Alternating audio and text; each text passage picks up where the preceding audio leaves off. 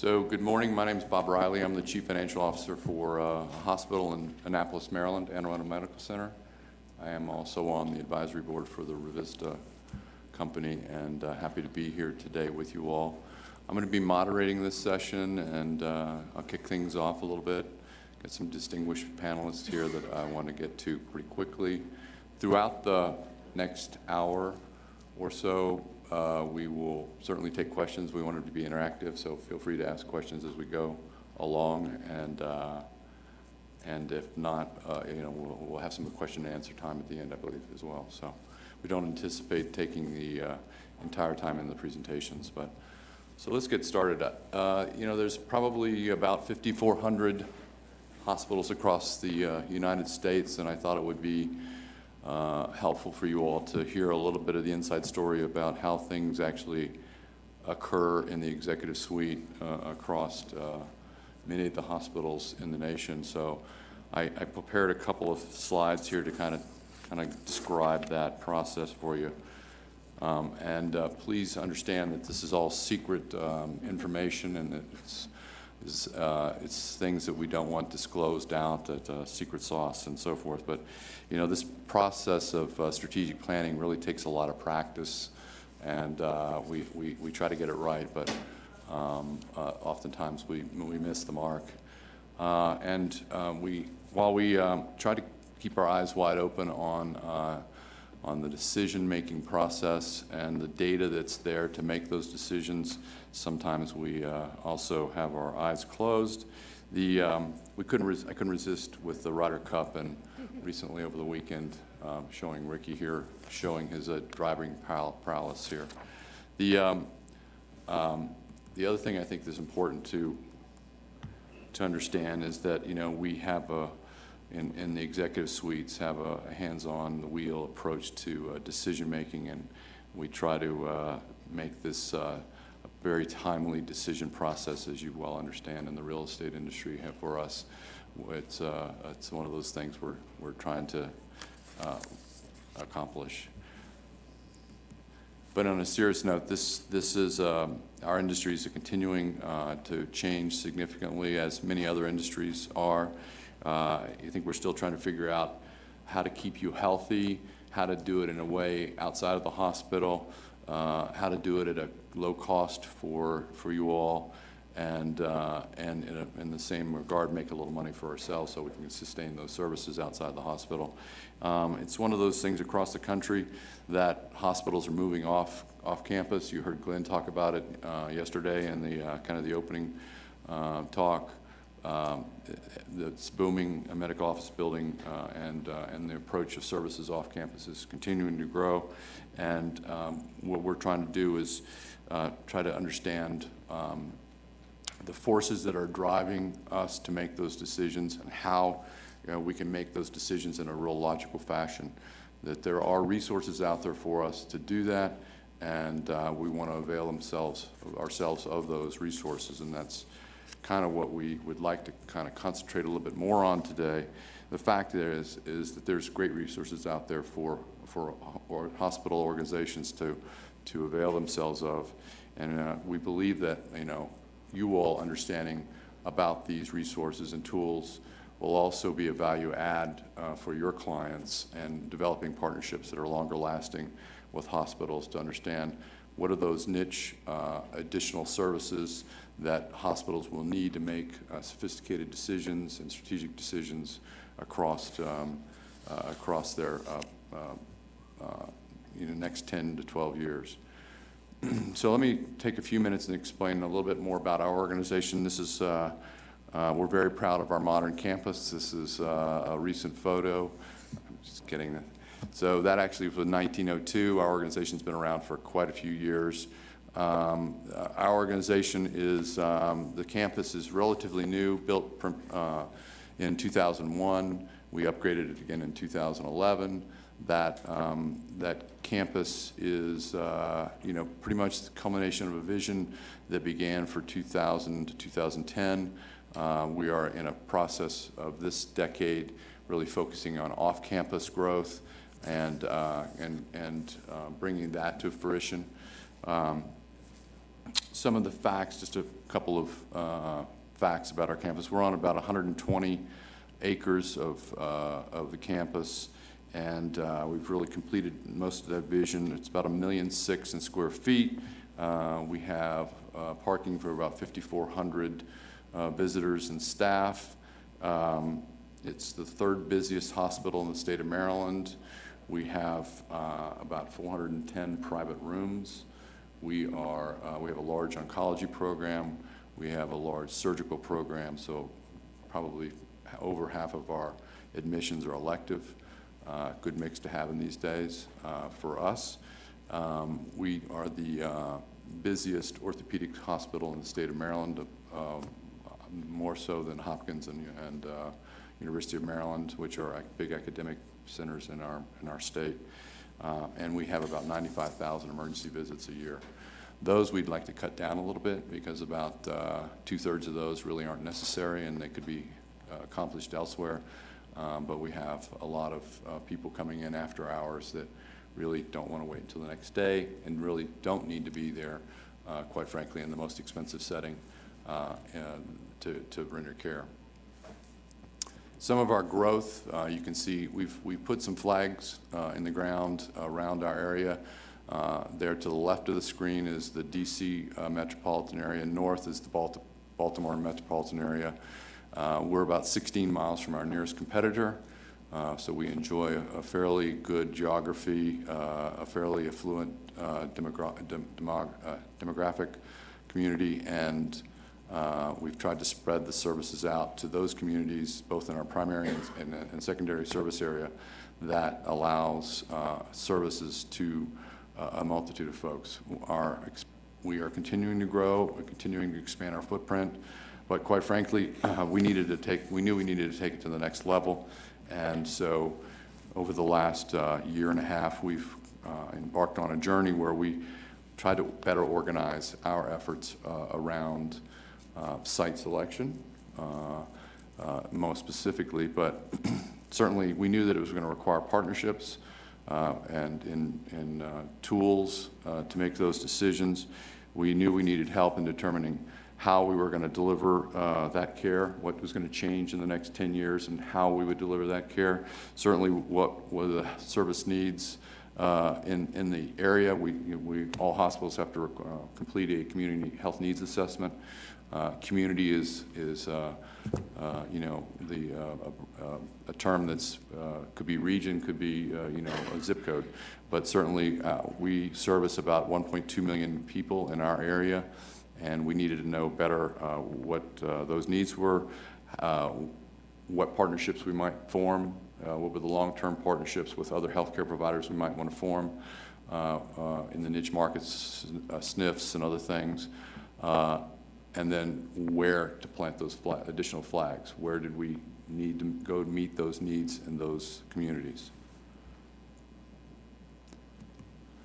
So, with that, setting the stage and what we've kind of done in terms of trying to determine a path to the future and placing flags throughout our region that we serve. We've got a couple of folks here with us today, Wendy and Matt, who are in this space of helping organizations decide and organize their thoughts around where they might want to be. Wendy's going to talk to you a little bit about the work that she does and her people do, her group does, in helping organizations through the process organize their thoughts. What are the considerations they might have? Think larger, outside of the box, about what the real needs of the communities are that they're serving and what they can do to help those needs. And then Matt's going to come along with some great presentation on some data and some data analytics and some tools that he's developed, that his group has developed. I think you'll be pretty amazed by some of the stuff that he's doing. So with that, I'm going to turn it over to Wendy.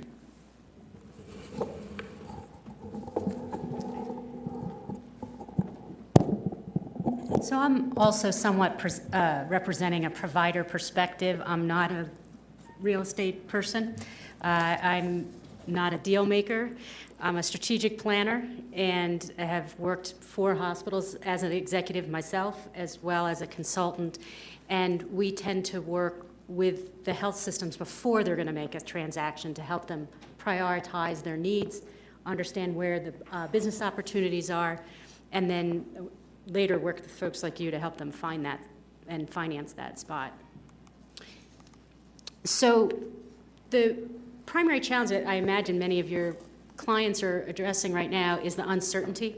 And how do we know what to build and how big to build it and what to do if we don't know what the future's going to be? And there are some tactics, and these are tactics that we've been using because there's always been uncertainty. There's just a lot more right now.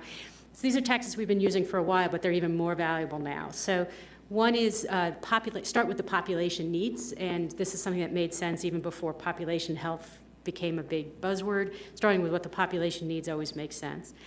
Working on a fact base, and you talked about this, using some data.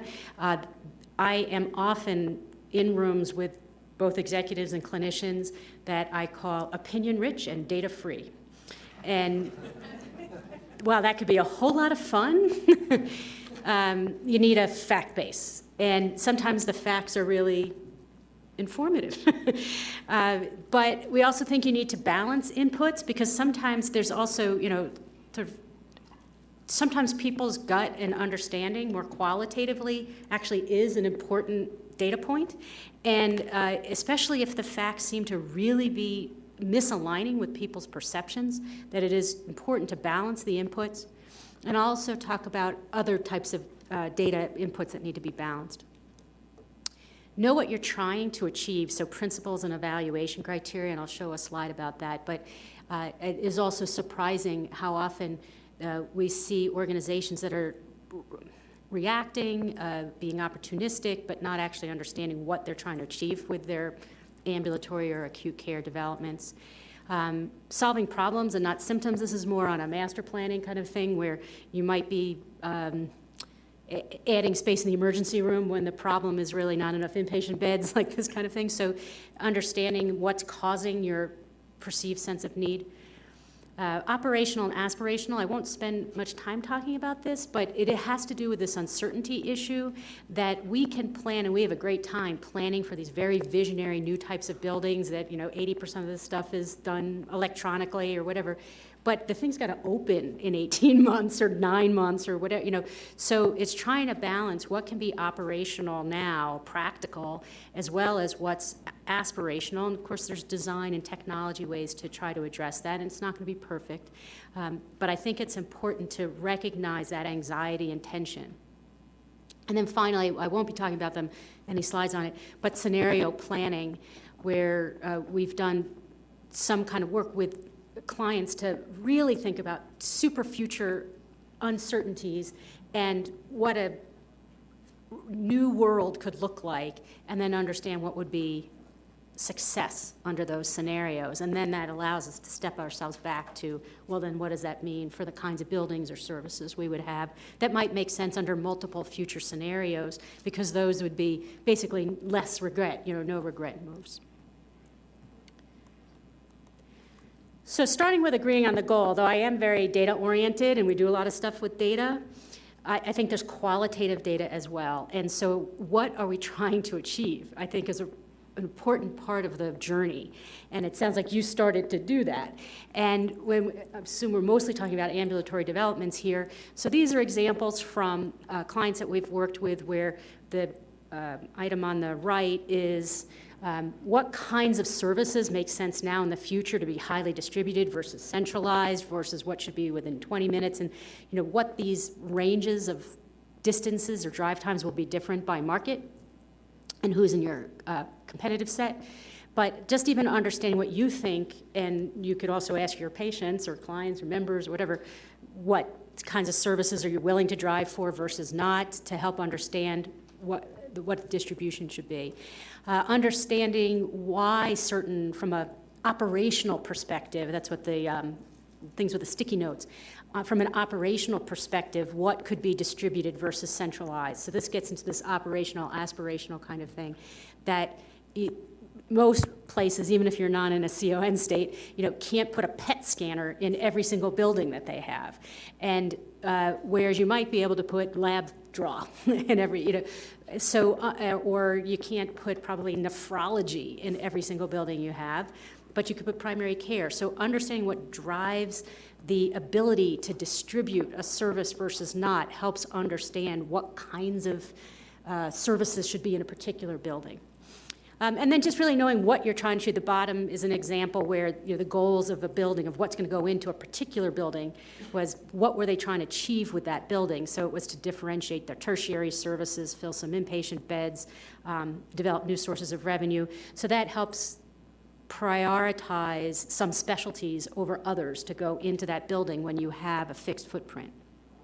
So these are just examples.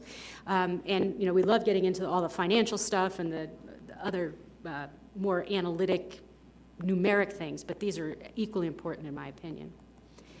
And then on the balancing of inputs, it's not just the qualitative and quantitative, but top-down, bottom-up. So the top-down, what's going to drive where your ambulatory strategy or what should be in a building or where the building should be? Top-down is filling service gaps, gaining market share, finding revenue, a lot of the things you were talking about. Does it make a financial sense? Sometimes philanthropy. We had a client where someone was going to give them a lot of money if they built a geriatric specialty center of excellence. So that could drive it. Whereas the bottom up, which I find organizations, and Bob, be interested in your opinion, sometimes they're either doing almost exclusively top-down analyses and not looking at the bottom up, or they're doing bottom up, like it's just what our buildings need. This building's running out of space, this building's in bad condition, the doctors are complaining about this, so that's what the bottom up kind of thing is. Parking's bad at this building. And the importance of, or the value of integrated strategic and facility planning is to be able to do both. Oops, I'm pushing the wrong button. So the text here might be small, but these are the kinds of considerations, and there are data to answer most of these questions. So the top down, understanding again the goals of the plan. Is it market share? Is it just decanting? People talked about this at the conference, trying to decant services off your existing. Is it you're trying to improve access? You're trying to consolidate. Many health systems have acquired lots of little docs everywhere. And so what are you even trying to achieve? Because that'll tell you what kinds of data you need. What's your investment value, the financial implications? So I'm sure, Bob, you think of your investments in a portfolio of all the other things that you need to spend your money on, which is a lot of why you guys are in the room, right? And so does this particular project offer competitive advantage over other things that you could be spending your money on and doing the analyses? And those data are available. Then the typical stuff that many of us probably spend time on, density, population, the economics, payer, service gaps. Increasingly more, we're dealing with proxies for things like outside medical expense. So if you're a health system that's going to take on risk and you're worried about the long-term cost of care of those patients or members, you're looking at where are, say, preventable, potentially avoidable admissions coming from? Where are patients leaking from our risk contracts? And so that gives you a whole different set of things that you can look at. And then, as you said, partnership opportunities. So are there certain partners you want to work with along the continuum, and they might have land or they might have certain compatible services that would make sense for you to look at that. And then some of the bottom up, again, that I think is sometimes undervalued. I'm actually going to start towards I'll start at the top. So travel patterns and market coverage, and we'll be seeing a lot of that with Matt, is not just are we covering the market, but are we over-covering the market? So sometimes health systems, again, when they've picked up providers opportunistically, they don't even understand that or until you see it in a map, or we do it in Excel or something, that shows that there's 5 different cardiology practices within 8 miles of 75% of your captured population. And is that efficient? So is there service redundancy as well as service gaps? Is there threshold volume?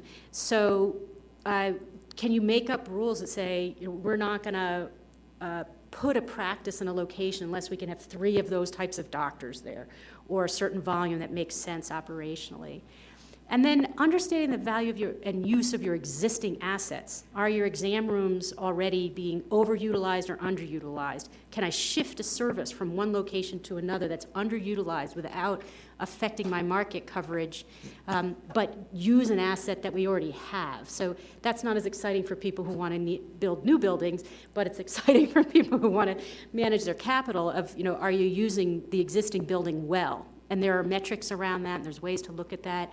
And are there non-facility solutions to get you the capacity and access that you want? And then also the facility condition, the buildings themselves, that is important. And it isn't, and the condition itself should be evaluated, in our opinion, on not just the infrastructure, is the boiler working, but and some of the more common things like common area, carpeting, but functionality. So are the exam rooms too small? Are the walking distances inappropriate? Is there poor visibility? And in a hospital setting, you might have a perfectly capable building, but all the patients are in 3-bedded rooms. So understanding the functionality of the space as well, and there's ways to help use that to prioritize where you want to invest. So it's on the bottom, it's not just where should the new building be, but what do we even need the buildings we have, and are the buildings we have performing for us? And if you can put some math around all these things, and you can, you can actually make a pretty simple matrix, and because we're management consultants, everything we do results in a matrix, and they can't not have a presentation without a 2x2 matrix in it. And so if you think of the capital demand, which could be some of those bottom-up kinds of measurements on the y-axis, and the attractiveness, the top-down on the x-axis, you can then start to prioritize either locations, existing buildings that are good for investment. So if you're even in the market and it's a good market, but your buildings are bad, then that's an opportunity to invest there. If it's a good market and you're not in it at all, and then sometimes, I'm sure, much to Bob's chagrin, you have to invest in a lousy market with lousy buildings because you have to stay there. But probably don't want to invest too much there. And I don't expect you to be able to read any of this, and Matt's going to talk a lot more about maps, but the point is to say there's a lot of data out there, and I think my next slide tries to sort them into how hard or difficult those data are to get. But the top is a spreadsheet that's looking just at population demographics. Oops. Hit your butt. There you go. Or maybe I'm running out of. Population demographics, how many providers are already in the market? Do you have a market share of the providers in that market? There's a publicly available index called the Community Needs Index that takes a lot of demographic, socioeconomic data and puts it into a 1 to 5 number. And the higher the number, the more needy the population is. So those are ways to look at basically making a weighted matrix or a single score for each town, looking at the drive times, which is what the bottom left is, heat maps of where your patients are coming from or where the population is relative to where your space is, where are your readmissions, et cetera. And then, bottom up is how you're using, so this is looking at visits per exam room. So this is a client that has all these different clinics, and you can see the use rate of their exam rooms, ranging from 300 visits per exam room per year to 2,700 visits per exam room per year. And even if you don't know what those numbers should be, that kind of variation isn't good. And so there's opportunities at a minimum to regress to the mean, and in this particular case, most of them should increase in their productivity of the space. This is an example of looking at the buildings from the organization, access, circulation, size of the rooms, the kinds of things that I talked about, aesthetic quality, acoustical privacy, and we're able to put a score, an actual number on it.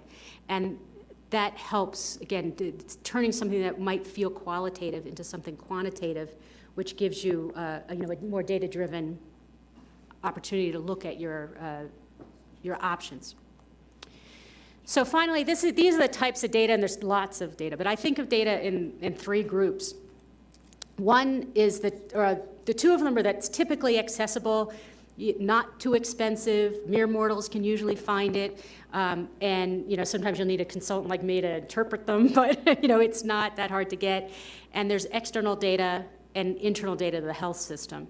So most of the demographics, who's in the market, people per primary care doc, this community needs index, medically underserved areas, profiles of the competitors, general demand estimates, all of that stuff is typically pretty available, and it's just understanding how to use it, how to prioritize it, when to believe it, when not to believe it. And then there's a lot of internal data that I think is underutilized by some organizations, and I was just talking with a colleague at Duke Realty about this, that what are your internal referral patterns? Everyone's trying to chase the external stuff, but just even understand your internal referral patterns. Which of your docs are choosing to get MRIs? What's the drive times? And again, these outside utilization kinds of things. Your thresholds for distribution. All of that is data that many health systems would have. If you're working with just a small independent doctors group and trying to align a bunch of independent docs groups, that's probably harder to do. But you could aggregate some of their stuff with enough time and creativity. And then finally, the more difficult but available at the cost is we tend still to work a lot at the zip code level. But the census block level is much richer, especially obviously if you're in a more urban area, densely populated area. A zip code in Manhattan means nothing. And so you can get, all of these data are not always available at the block level. It's becoming more available on the block level, or you might have to buy it, or external referral patterns. So what PCP that's not in your captured group or referring to which orthopods, using medical claims, those data are available. They're not perfect, they need to be cleaned up, but it's better than we ever had before.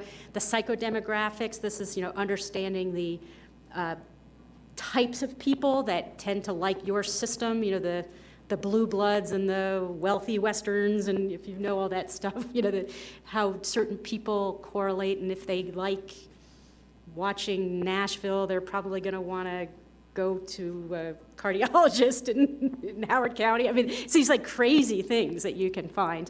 And again, that correlative data. And then finally, gaining insight through visualization of a lot of this. And that's why I put this in parentheses, because it's turning it over to my colleague here to talk about how you can gain insight through visualization. So a couple random thoughts you may want to comment on. So as we talked just before the session started, there's this phenomenon that's going to occur over the next, 20 years, where we've got this movement off campus of services and trying to meet the needs to the patient right there in their own communities and their neighborhoods and whatnot. And there's this push, this terminology, potentially avoidable utilization in hospitals. So things that can be done elsewhere at a lower cost, that's what we're concentrating on. I know we're doing that in Maryland from a financial and regulatory perspective. It's happening throughout the rest of the country as well. So we're going to have this phenomenon where we have actually fewer patients coming to the campus, and the patients that are coming to the campus are going to be more acute. And we're going to have some space available on campus. And in Maryland's case, it's regulated space, and so there's this, how do we go about utilizing that vacant space, if you will, that will occur on campuses that will also impact you all outside, off the campus. It's reusing the existing space on campus. So that's one phenomenon I think is going to occur. And the other one is, and you mentioned this, was when we employ physicians, we try not to talk about acquiring physicians as if they're cattle or whatever. Physicians don't like to be referred to in that way. But we employ physicians or physician groups. They're not always in the ideal location, and there's this overlap that occurs, and as you mentioned. And I think that what we'll also see, we see in our marketplace where we're trying to kind of create more one-stop shopping hubs where there's a variety of folks in a more centralized area and more efficient. So there's some opportunities there, I think, for collaboration with developers and whatnot. But it's also some movement away from the existing properties. So there's, I don't know if you're seeing that across your areas. Yeah, definitely seeing both ends, or seeing them, and it'd be interesting if you guys are seeing this, but we read that statistic that the average medical office building is 40,000 or something square feet, but I'm wondering if that's the mode, because we're seeing super big, the hospital hubs or hospital without beds kinds of things, and then little tiny, micro things around, so, and often not as many, the 40,000, and it might be the markets that we're working in, but. Mm-hmm. Matt, why don't you wow us? All right, I'll do my best. Good morning, everybody. I'm Matt Felton, and I am a map nerd who has learned to make maps help people make better decisions with their business. We think of maps often as a way of navigating your car or something from point A to point B. I think about it as a way of navigating your business, your practice, your world from a point A to a point B. And so what we do at Data Story is we inform strategic decisions and real estate decisions through the lens of a map. It's really that simple. I'm going to give you a lot of examples of how we do that because there's a lot of variety in how that's done, both in terms of visualizing data and analyzing data and communicating data. So let me start out. How many coffee drinkers are in here? Just show of hands. Lots. Okay. How many prefer Starbucks coffee over Dunkin' Donuts? Okay, some, third of the room. How many prefer Dunkin' Donuts coffee over, okay, a little less. That makes sense. We're kind of, especially the new cold brew. Yeah. Yes. So a couple of years back was in the water cooler discussion, or I guess K-cup discussion, K-cup machine discussion about what kind of coffee you prefer. And I said, you know what, let me just test this on a map. So we took the data of where all the Dunkin' Donuts are and where all of the Starbucks are located, put them on a map, and color-coded the county and also the zip code based upon the dominant presence of each. And lo and behold, this map appeared. And it remains one of my favorite examples of a data story. Orange is dominant Dunkin' country, by the way, and green is dominant Starbucks country. And so when you see this map, you kind of go, oh, yeah, that makes sense. And if you were to zoom in around some urban areas, like I'm in the Baltimore, D.C. area. D.C. is a very Starbucks country. I'm a little bit leaning towards Dunkin' where I am. But the point of this is I want to introduce the idea of a data story, not because that's the name of our company, but because there is this thing, I think we might have invented the word, but there is a data story in any collection of data. We actually named our company after that. And I want to talk about what that is and how to use it to make strategic decisions so that it's not a blindfolded dart throw, but it's a very, very informed strategic or real estate decision. We live in a world of big data. We hear that word a lot. That means a lot of different things. And even a lot going on this slide, but the challenge with big data are what are called the 3 V's, high velocity, high variety, and high volume. Lots of data, different data coming at us really fast. How do you make sense of it? And there's some great business intelligence systems that are emerging and that exist that folks are using. Our world that I want to share with you is a subset of those business analytics called location analytics. Location analytics, again, is looking at that data through the lens of a map to understand what if we locate here, or where do we even want to put the pin to decide what if we locate here. And it's done by pulling a lot of otherwise disparate data together into one database that happens to speak map. It's like the stack of pancakes on the right there. And each of those, while they might not have anything in common from a traditional database sense, they have a place component that's in common. And there's all sorts of insight that can be unlocked when doing that. So I think about what we do and how this technology works as imagine yourself being a hospital administrator or somebody informing that hospital administrator or a real estate developer trying to decide where to position yourself. You are like the person sitting in this chair, and we've all sat in this chair. And the expert sits you down and says, which is clear, number 1 or number 2? Based on your feedback, start flipping lenses, asks you again, which is clear, 1 or 2. based on that feedback, ask you some more questions. This is what we do with data to help inform those strategic decisions for those hospital administrators and other folks trying to make better decisions. So here's an example of how this might play out. Maybe this is your presence in a market, showing your main areas of presence around an urban area. Well, we can ask the map, where are my patients coming from? The map can tell us. This is useful just to visually see this, but we can ask the map another question. Where are they clustered? Where are there some statistical clusters of our patients? And so you see those orange bullseyes on the map. That's where there's kind of a cluster of our people, right? These are the people that are already in our world, and we see out there on the right side of the screen, there's a cluster of patients that we don't have anything serving them. Now, we could get curious about that and ask why, or we could say, maybe we need a presence out there. Let's ask some questions of the map. What would a 10-minute drive time look like around that area, and how many existing patients would we be able to serve?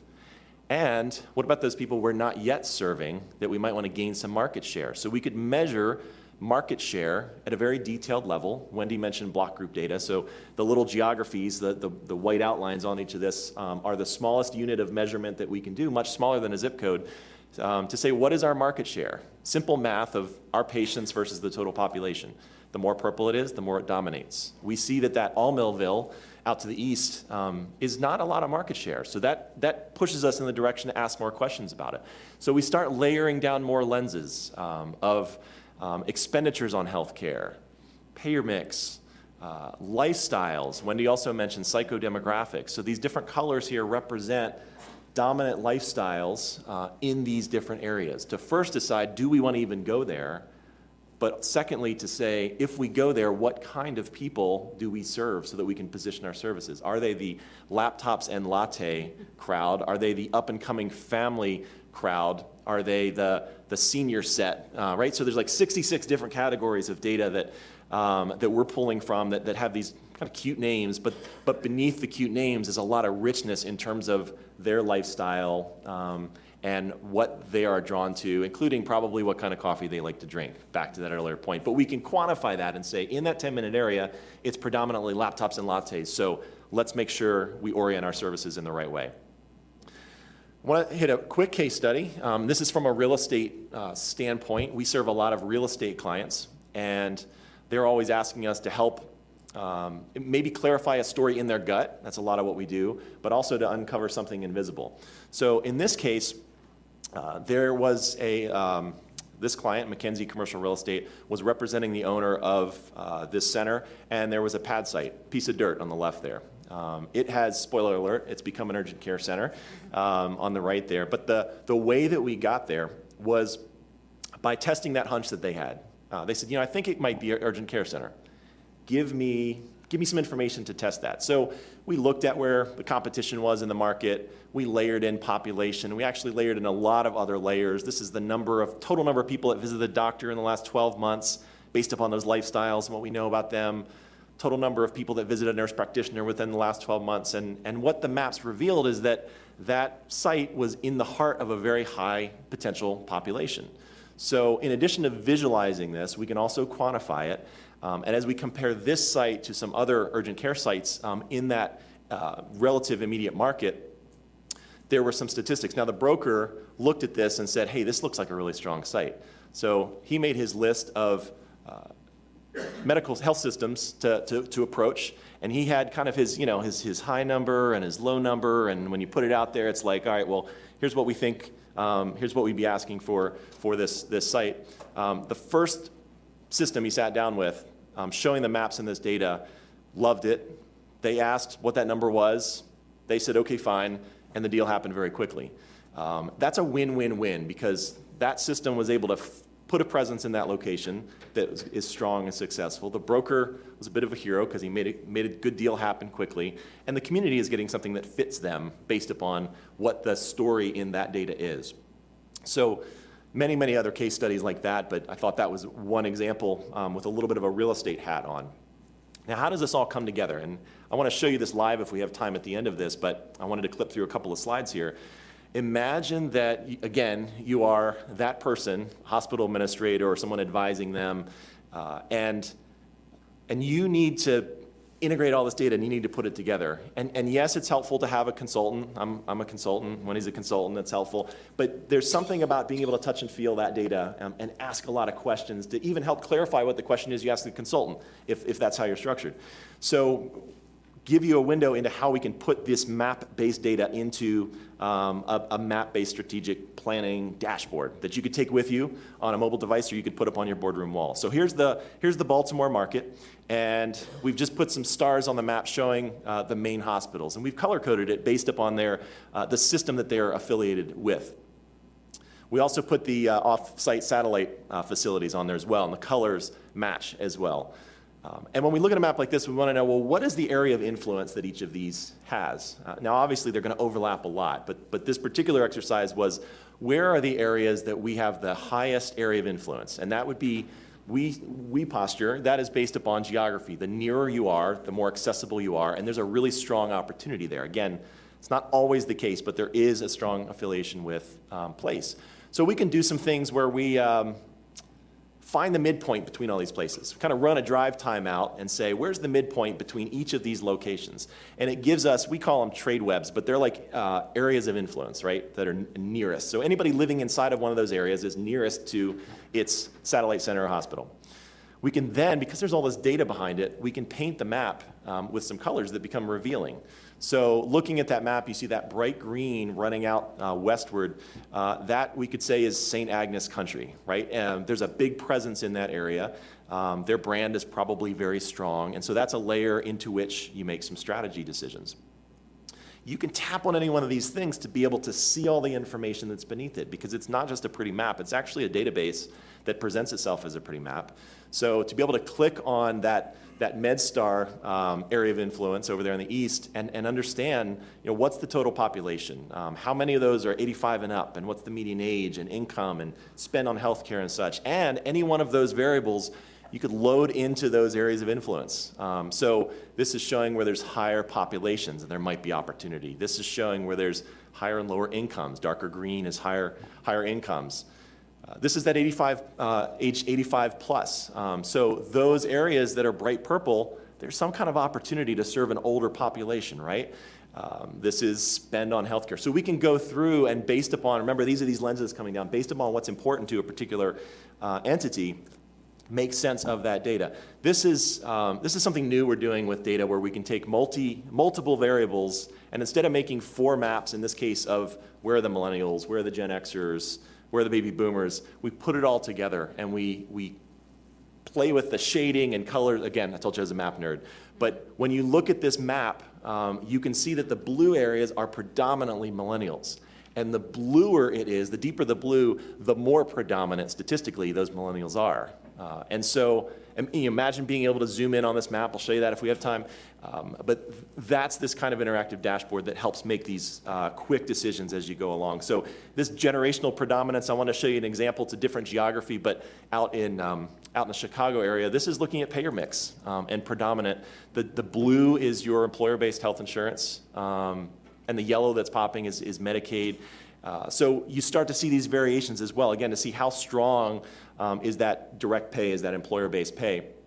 And again, if you have a question about what's going on in this area, you tap on the map and you can see all of that detail for that tiny little block group area, that about 1,400 people employer-based, 369 Medicare, and so on. So putting these tools in the hands of the people that need to make the decisions and get really creative. One of the ways I think about this is we help you get through the science quicker so that you can spend more of your time with the kind of the creative art of the deal, because there's a lot of that happens as well.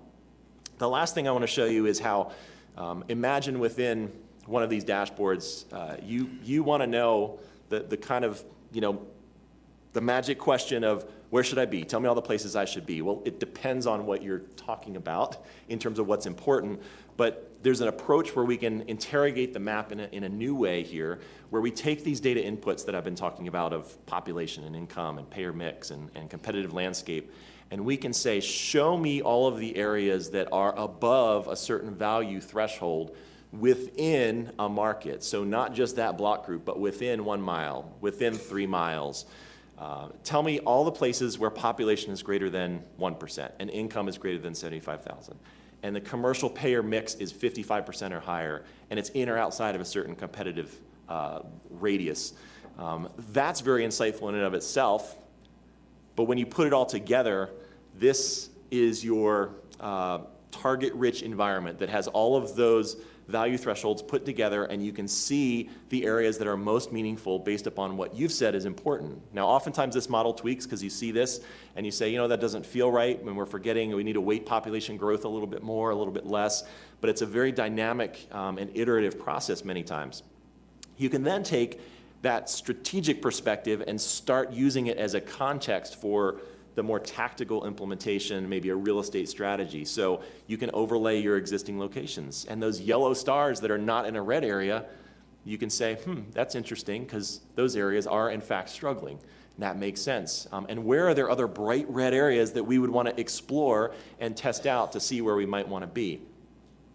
You can then layer in all this real estate data of parcels and zoning and traffic counts so that ultimately you're getting to the location or several locations to make sense of whatever that decision is, that strategy you're trying to implement.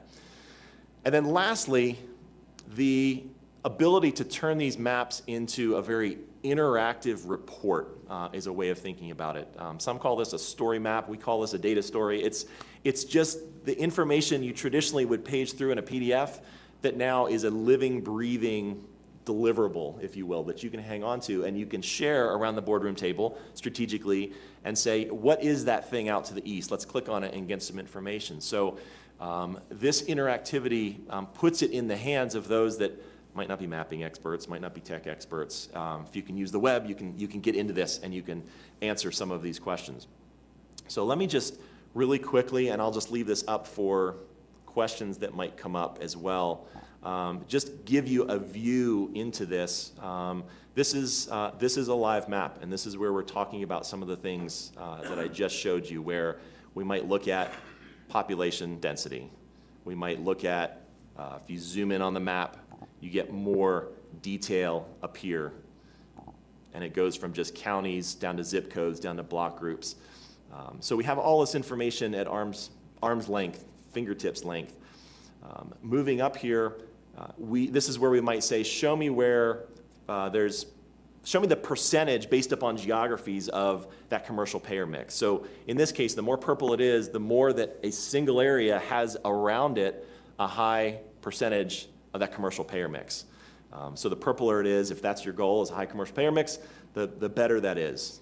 We can limit those value thresholds and we could say, you know, we just want the top 2 deciles, or we just want the top amount. So this is where we could say, just show me those areas that are above a certain threshold. And again, because this map is interactive, we can get in and we can start exploring specific opportunities that we might have. When you put it all together, this is that composite, altogether texture of the market, if you will, that then you can continue to drill in on areas and see and explore. And if we get in really close here, what you can see is it flips over to an aerial. If I jump to a specific area that we're interested in that seems like a high opportunity, we can start layering in some of the other things that we might have, like parcels and zoning and traffic counts. And it's right there, right? If we see this property, we can click on it and see who owns it. We can see what it's zoned. We can see how it scores in terms of that market texture of what you have in that particular area. And as far as regional context around some of these, it's way too many traffic counts. We can layer in data. This is some example of Revista data to see, you know, what is the existing inventory in this market, and we're using size to represent square footage here. It could be any other stat within that data. If we look at, you know, where is there new construction, we can look at that as well. Pulling in other things like NPI data and having all of that information is going to paint across this map. That's way too many points. So maybe we've pulled out just neuropsych because maybe that's our assignment, is to understand those. And again, being able to click and see who is that, where are they. All together, this is just in one place. And again, the whole point is to inform that strategy. It's not a magic answer maker, but it's to help you get to that place quicker, to just be sure about the strategic and real estate decisions. So with that, I'll pause, and if there's questions or discussion. So we hopefully we've shared, I know as a provider, and knowing a number of my peers across the country, we're all moving off campus. The decisions we make cost money, and that money is very precious to us now in a time of shrinking reimbursement, and we need those data-driven decisions, and really need to make those dollars go a long way. And information and resources and support from partnerships like Wendy and Matt are talking about are critical for us to be successful.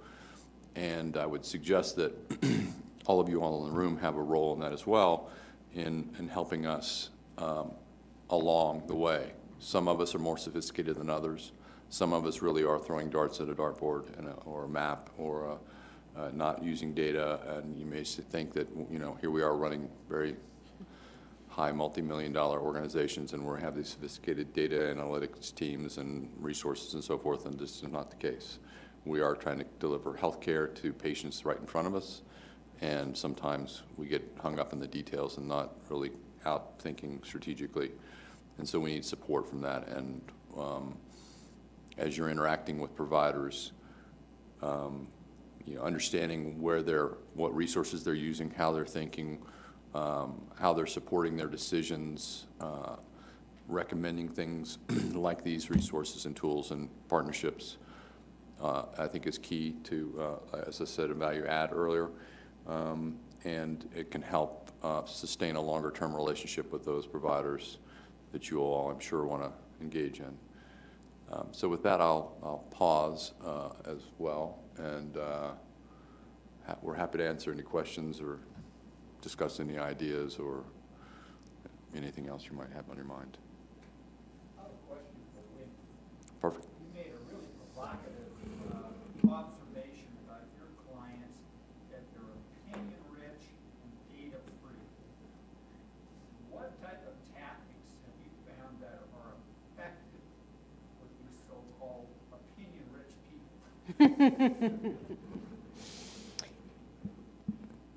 What I find fascinating is some of the most opinion-rich and data-free people can be physicians that are very data-driven in their other parts of their lives. And so sometimes even just making an analogy of, you'd be trying to follow evidence-based medicine, let's try to follow evidence-based strategy. And then sometimes, with tools that make it easy to understand. I mean, because I know we've got some folks that just, they see a spreadsheet and get all excited, and some see a spreadsheet and fall apart. And so having the right way to display and discuss data, I think, can be very helpful. And like I said, too, but be open to the fact that if they say this has got to be wrong, don't argue first. Pause and let's say, well, let me just check. Could be something wrong in the model. And tell me why you think this is wrong. Let me test that. And then say, well, we've tested everything. Yeah, it looks like it's right. That's a big part of it. I think at the heart of it, I think most clinicians are scientists, and they really become data geeks and really like to, base their thinking on those. We all resort as humans to anecdotal, comments or friends, trying to sway our thoughts in different ways. And so when the data is presented in a constructive way, visually or otherwise, auditorily, whatever, depending on the person you're sitting in front of, I think there's an opportunity to really move the dialogue into a more constructive, strategic way. And actually, from a location analysis thing, I think some of the stuff that might not always show up in the analytics is what I call the bridge problem. Like, I'm going to have all of these things that say, here's the drive time, and here's this, and these people are crossing over, and yada, yada, and they're like, oh, no, nobody crosses that bridge. People from this area will not drive over that bridge. And most of the time, they're right. And that doesn't show up, or, the consultant coming from out of market isn't going to understand that. And so I think as people who are trying to develop successful buildings, you do need to pay attention to that bridge factor, Agreed. especially where you've Right. got that bridge. Right. Yeah. Yeah, I've got the bridge, but, you know, it's like in Annapolis, people will not drive for healthcare. Yeah. They don't want to drive for healthcare outside of, we're in a process to try to get an open heart cardiac surgery in our organization. We're a CON state. We've been trying for now 588 days to get that CON approved. But right now, patients will literally have to drive to DC, and of course their families. And you know, open heart surgery is 5-day inpatient stay. They've got cardiac surgeons over there that they need to see follow-up visits on, yada, yada, yada, all this stuff. Majority of them are going to DC, Washington Hospital Center, or they're going up to Baltimore. Again, 30, 40-minute drives for family members, all of these things, they want to be able to, they want us to be able to deliver care in our community. That's just an example, open heart, but could be, you know, any other thing. But the phenomenon in Annapolis is they won't even drive to Baltimore for dinner. They want to stay. I mean, and that's only, for me, it's 20 minutes. So most of you all drive 20 minutes to most places you go, but these people want to stay locally. And I think the recognition of that, those qualitative, that qualitative data needs to be incorporated and extracted and pulled through and represented, you know, in all of the decision making.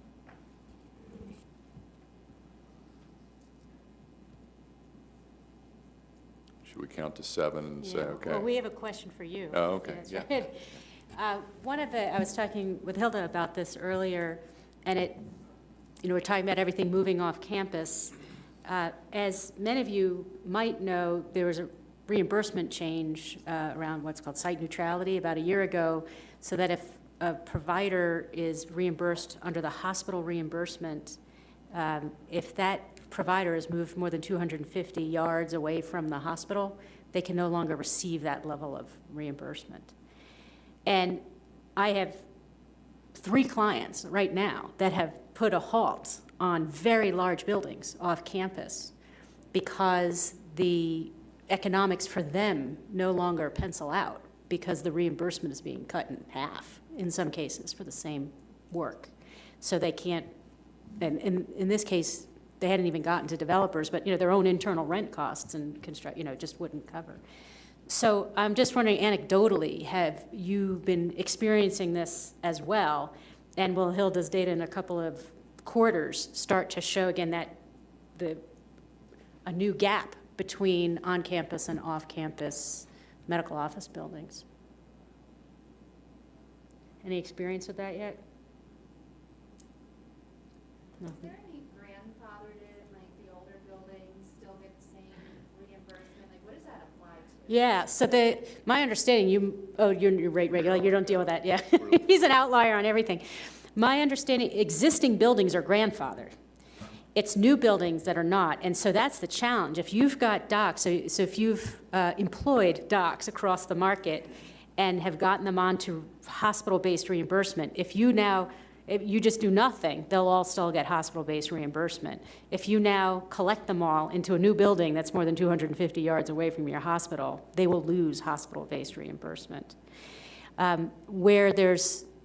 I know there's lobbyists and lawyers trying to figure out can we add, to an existing building that's grandfathered in the new, or what if a provider moves out and moves in, those kinds of things. And where does 250 yards? Is it from the last corner? All that kind of stuff. But it's I don't serve thousands of hospitals concurrently in a year, but, out of 15 active clients I'm working with over the last couple of years, 3 of them have stopped their buildings while they're trying to figure out what to do. Well, the data that we looked at this morning was sales. When I was going through the construction data, there's no acceleration of building off campus. Now, generally speaking, there's more because there's more space off campus. Right, But right. there's no acceleration showing. So Uh-huh. that could be at play there. Yeah. Wendy, there are stipulations in a bill that's in front, that's been passed by the House, that has stipulations on if you were so far into construction. Yeah. There's 3 trigger points that have date and completion percentages to them. Yeah. But anything that was Right, if you're in design, yeah. If you're in design, late November of last year, and probably no, at least from all the lobbyists we're talking to, no real prospect for a change there. There may be around the edges in terms of the grandfathering, but unlikely to have, you know, an overhaul. Right, and since we tend to be pre-design, early design, that's where my clients, you know, got hurt. A question for you on those, because what we're seeing, and we're on the next panel, but is some of it is just size, right? I mean, people were out there with bigger facilities and now need to rationalize to a size that can make economic sense. It doesn't, in most cases that we're involved in, it's not that something doesn't pencil, it's whether it pencils at X size versus Yeah, no disrespect to, I mean, we have a bunch of hospital, we're in the provider world and we have a bunch of health system partners. But if you have something that we think you can do in 20,000 feet, by the time they get through it internally, they come up with 60 or 80,000. Yeah. So there's a difference between what pencils at what level versus what everybody's wish list is. that's right, it's trying to transition to think of this really as, like a manufacturer would as a fixed asset, and you want to get as much volume through that fixed asset at the smallest fixed cost. That's right. And that's a big change, and we push a lot, you know, so that visits per exam room kind of thing, you know, we try to push, we call it sweating the asset, so that you're not, it does, certainly helps pencil it out, Yeah. yeah.